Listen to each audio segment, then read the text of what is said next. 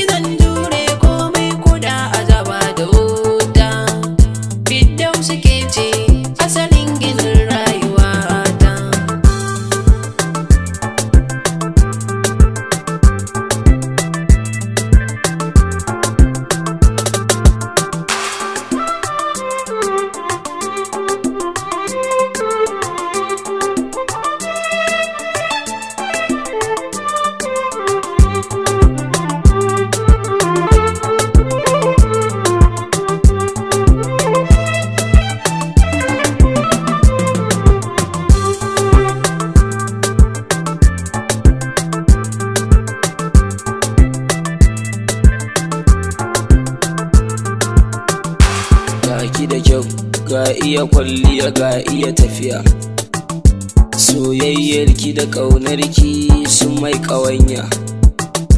Ni bangis na zo gare ki, daure ki ba su mamaki, a zuciyar shi babu tamkarki, burin zuciya ya aure.